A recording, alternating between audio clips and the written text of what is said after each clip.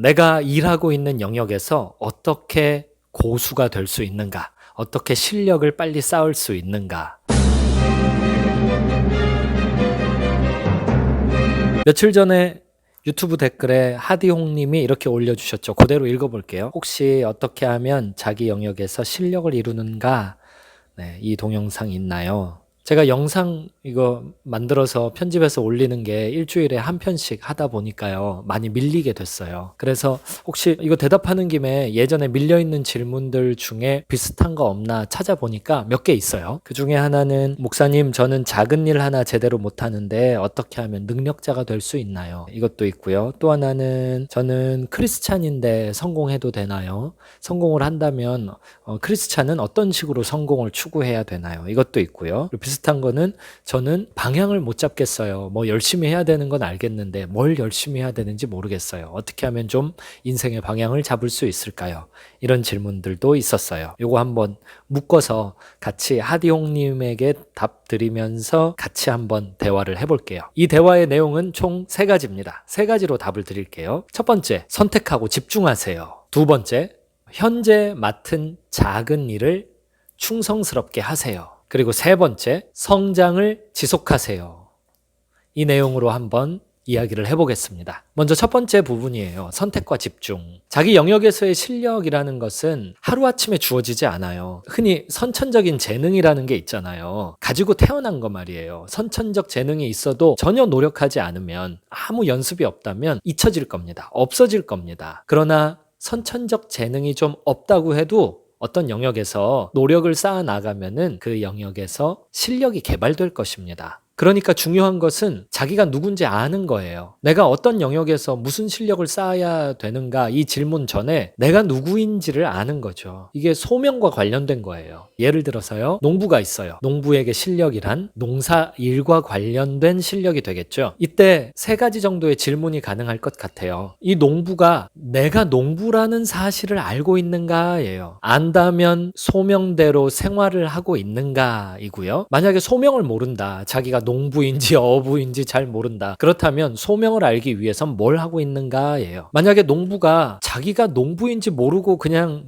주어진 일만 열심히 한다. 그러면 그것은 별로 실력 향상에 도움이 안 될 겁니다. 모든 게 수동적으로 진행될 것이기 때문이에요. 실력을 쌓으려면 자기 소명을 알고 그 소명에 관련된 일을 자기가 과정으로 만든 후에 선택하고 집중해야 됩니다. 내 소명과 상관없는 과정을 계속 선택하지 않음으로써 떨어내야 돼요. 내 소명과 관련된 일만 선택하고 거기에 집중해야 돼요. 그러기 위해서 내가 누군지 잘 알아야 돼요. 이걸 2글자로 소명이라고 하죠. 소명이 뭔지 알아야 내 영역에서 실력이 빨리 향상이 됩니다. 그러면 목사님, 내가 소명을 어떻게 찾습니까? 내가 누군지 난 어떻게 알 수 있습니까? 이걸 2가지로 말씀드릴게요. 제가 예전에 성공편에서도 말씀을 드린 적이 있는데 1차적 소명과 2차적 소명이 있어요. 1차적 소명은 모두에게 공통이고 2차적 소명은 서로 다릅니다. 이 공통적인 1차적 소명은 다른 게 아니라 예수님 믿는 일이에요. 믿음이 없이는 하나님을 기쁘시게 하지 못하나니 하나님께 나아가는 자는 반드시 그가 계신 것과 또한 그가 자기를 찾는 자들에게 상 주시는 이심을 믿어야 할지니라. 이 땅을 살아가는 사람들 중에 누구 하나 예외가 없습니다. 예수님을 믿고 따르는 일은 모두의 공통 소명입니다. 이 일을 충실히 수행해내야 됩니다. 언제 어디서 무엇을 하고 무엇을 먹고 마시든 예수님 믿는 일을 해야 됩니다. 누군가는 운전을 하며 그 운전을 통해 예수님 더 믿어야 되고, 누군가는 학생들을 가르치며 가르치는 일을 통해 결국은 예수님을 더 믿어야 돼요. 예수님께 집중하며 예수님을 더 믿고 알아가는 일, 이것이 우리 모두가 가지고 있는 공통 소명, 1차적 소명입니다. 이거는 따로 찾을 필요가 없죠. 성경에 나와 있으니까요. 문제는 2차적 소명이에요. 예수님을 믿는 이 믿음을 가지고 어떤 일을 하는가와 관련이 있는 거예요. 이렇게 한번 생각해 보세요. 내가 누구인지 내가 알고 있죠. 나에 대해서 나보다 더 알고 있고 나에 대해 완벽히 알고 있는 존재가 있어요. 하나님이세요. 하나님이 창조주시고 하나님이 우리를 만드셨고 하나님이 우리랑 간섭하시고 관련되어 계세요. 창조주께서 우리를 알고 계세요. 하나님만큼 우리를 잘 아는 존재는 세상에 없죠. 그 하나님이 우리를 사랑하셔서 우리에게 가장 적합한 2차적 소명의 영역을 인도해 가고 계세요. 그걸 발견하려면 내가 지금 하고 있는 일에서 시작하면 됩니다. 누가복음 19장에 보면 문화 비유가 나오죠. 주인이 외국으로 떠나면서 종들을 불러서 한 문화씩 나눠줬어요. 나중에 주인이 복귀했을 때 첫 번째 종은 한 문화를 가지고 10문화로 이윤을 남겼죠. 두 번째 종은 한 문화로 5문화의 이윤을 남겼는데 마지막 종은 한 문화를 가지고 아무것도 하지 않았어요. 오히려 감춰놓고 그리고 그 한 문화를 그대로 돌려드렸어요. 그때 이 종은 주인한테 혼났어요. 주인이 이르되 악한 종아, 내가 내 말로 너를 심판하노니 그뿐만이 아니에요. 그 한 문화 있잖아요.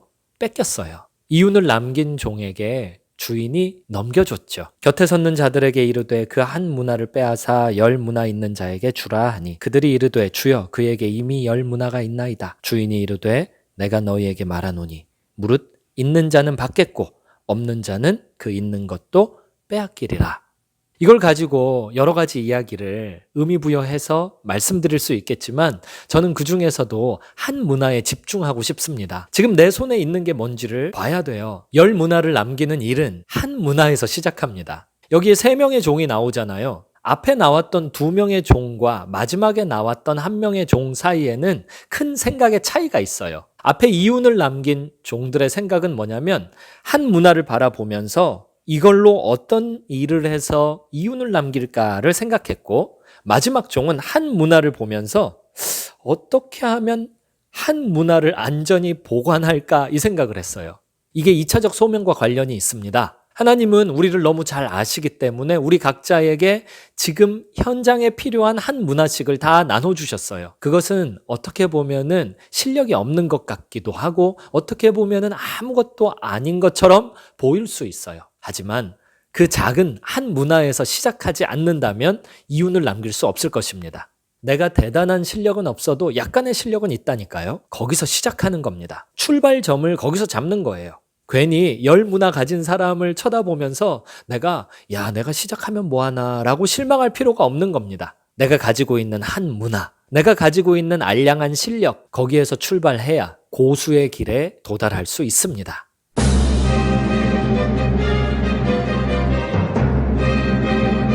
이렇게 선택하고 집중하세요. 이건 소명과 관련이 있습니다. 라고 말씀드렸어요. 이제 두 번째 이야기로 넘어가 볼게요. 작은 일에 충성하세요. 첫 번째 이야기랑 연결이 되는데요. 그 한 문화, 작은 것 있잖아요.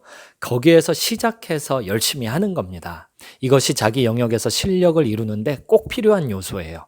작은 일에 충성하라는 말씀을 제가 3가지로 설명을 드리겠습니다. 첫 번째는 지금 여기에서 시작하세요. 두 번째는 다음 5단계를 반복하세요. 세 번째는 무서워하지 말고 위험을 감수하세요. 자, 하나씩 말씀을 드릴게요. 주어진 현장에서 시작하세요.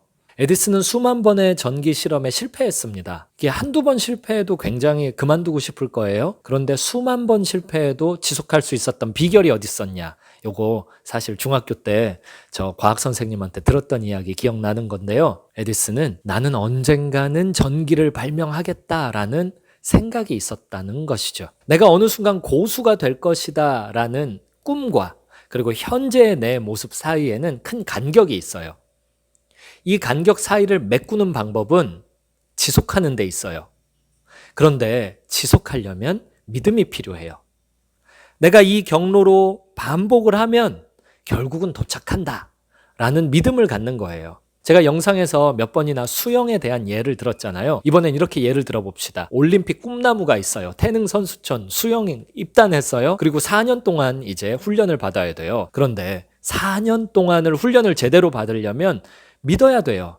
4년 뒤에 내가 금메달을 딸 것이다. 이걸 바라보고 믿어야 돼요. 보이지 않는 것에 대해서 바라보고 믿었을 때 현재 나의 훈련이 가능해지는 거예요. 작은 훈련들이 지속될 수 있는 거예요. 큰 꿈이 있다면 그 꿈에 도달하기까지의 믿음이 있어야 내가 하루하루의 과정을 만들어서 지속을 할 수 있습니다. 아니, 개구리도 땅을 디뎌야 뛰어오를 거 아닙니까? 내게 주어진 현장에서 뛰어오르지 않으면 어디서 시작할 건데요? 이건 상식인데 잘 안 돼요. 믿음이 필요해요. 내가 현장, 주어진 곳에서 뛰어오르면 언젠가는 그곳에 도착한다. 이거 믿어야 됩니다. 주어진 현장에서 시작하려면 이렇게 믿음이 필요합니다. 두 번째, 다음 5단계를 반복하세요. 아까 1차적 소명과 2차적 소명 이야기했잖아요. 이거 둘 다 하나님과 관련이 있어요. 하나님이 나를 잘 아세요. 그리고 믿음으로 어떤 일을 지속하려면 하나님께서 안내해 주셔야 됩니다. 이 믿음의 일은 기도와 말씀을 통과해야 돼요. 기도를 반복하세요. 기도를 지속하세요. 시간을 정하세요. 그 시간에 기도하세요. 하나님 저에게 실력을 주세요. 어느 순간은 거기 도착하게 해주세요. 나에게 주신 소명에 부끄럽지 않은 인생이 되도록 도와주세요. 이렇게 꾸준하게 기도하셔야 됩니다.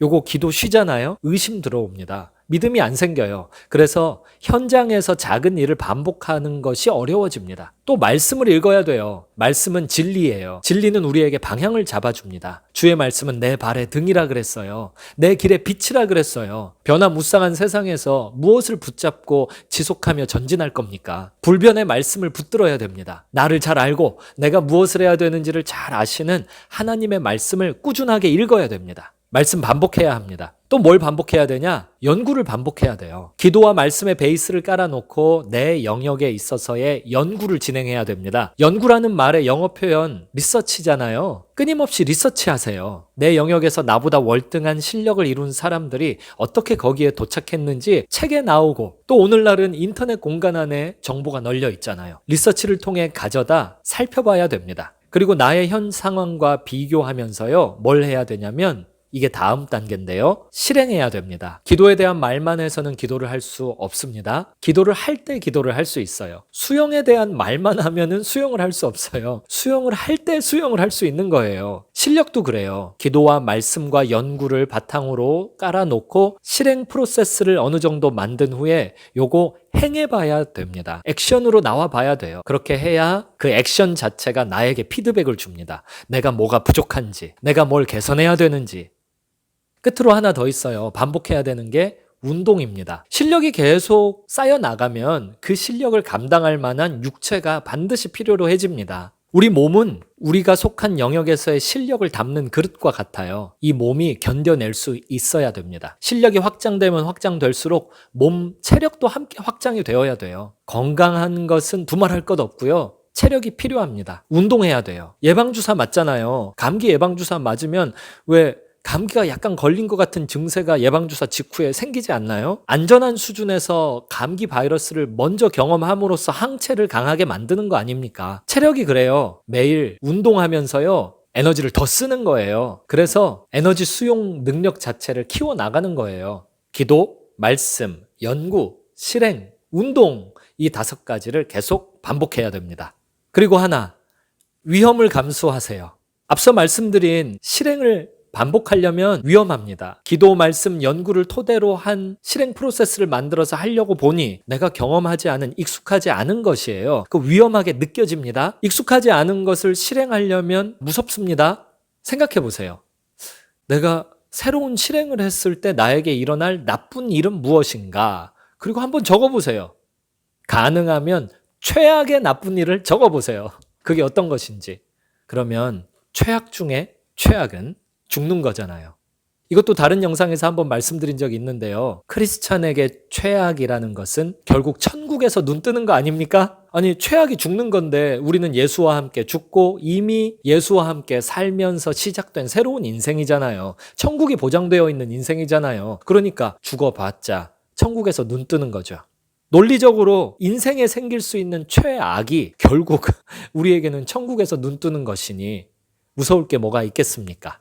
새로운 도전 앞에 우리는 성큼성큼 전진할 수 있습니다. 위험, 요거 감수해야 돼요. 실력을 키우려면 익숙하지 않은 일들을 자꾸 해봐야 되는데 그 일은 반드시 위험합니다. 위험을 지속적으로 감수할 수 있다면 실력은 더 쌓일 것입니다.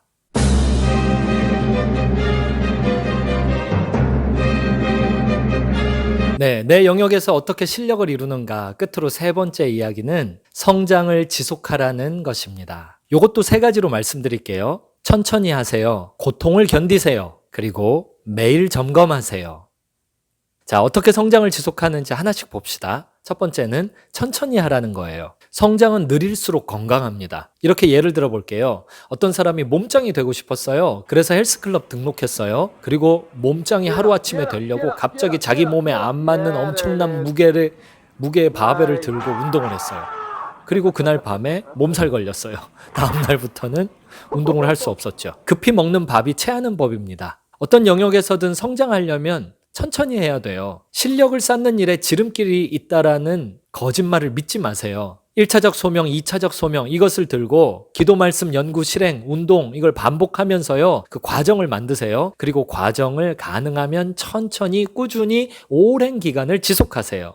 매일 충실히 수행하세요. 될 때까지 하세요. 하다 지치면 자꾸 소명을 쳐다보세요. 이어떨어지는 물방울을 상상해 보세요. 이어떨어지는 물방울은 결국 바위를 뚫잖아요. 고수가 되는 그 길을 어느 정도 현장을 중심으로 바라보면서요. 작은 일을 만들어서 지속하세요. 내가 예를 들어서 다리를 일자 뻗기를 하고 싶다. 그런데 현재는 다리 찢기 각도가 60도밖에 안 된다. 그러면요. 61도 찢기를 시작하세요. 그리고 내일도 61도, 모레도 61도. 이걸 반복하면서 62도가 되면 나 성장했다. 그렇게 위안 가지면서요. 62도 지속하세요. 90도가 될 때까지 반복하면 될 일입니다. 될 때까지 하는 거예요. 제가 대학교 때 친구 중에 영어를 진짜 잘하는 애가 있어서 물어봤어요. 어떻게 하면 너처럼 영어를 잘할 수 있어? 그랬더니 그 친구가 하는 이야기가 되게 단순했어요. 될 때까지 하면 돼.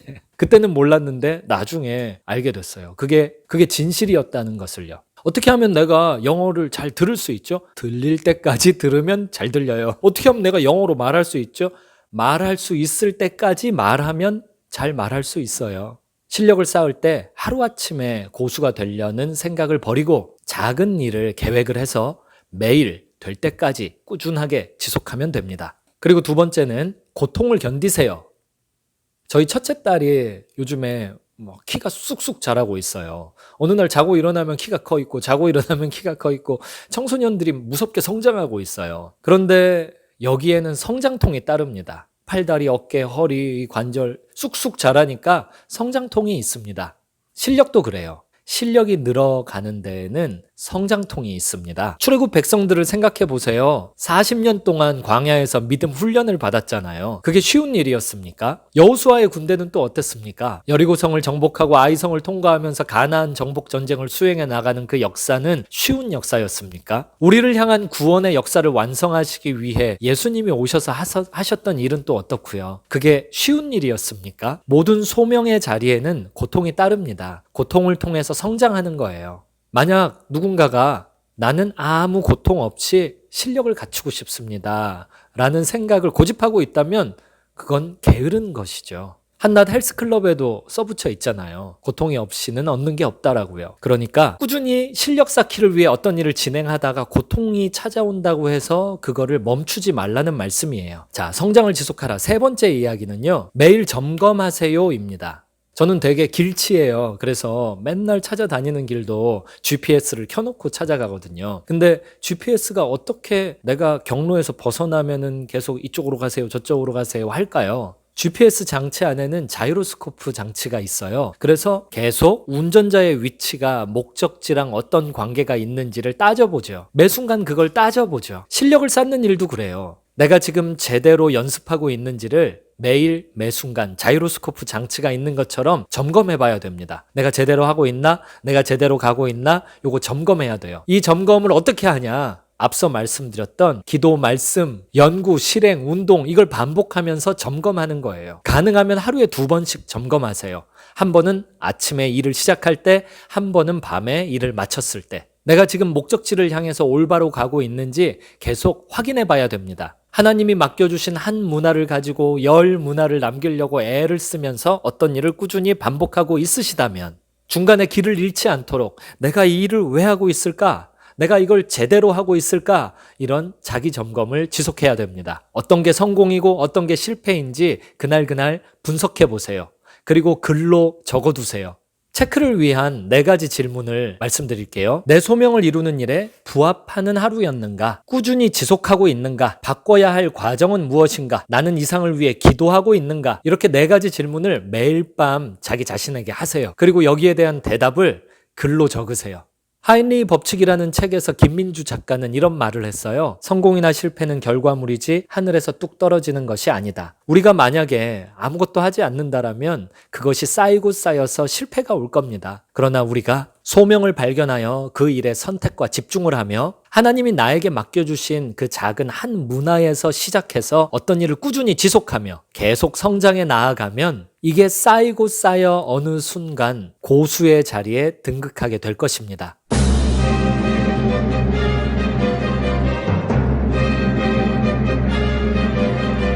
이거 질문해 주신 분은 크리스찬이셨어요. 그래서 덧붙여 하나 더 말씀 인용하면서 권면해 드리고 싶습니다. 하늘과 땅의 모든 권세를 내게 주셨으니 그러므로 너희는 가서 모든 민족을 제자로 삼아 아버지와 아들과 성령의 이름으로 세례를 베풀고 내가 너희에게 분부한 모든 것을 가르쳐 지키게 하라.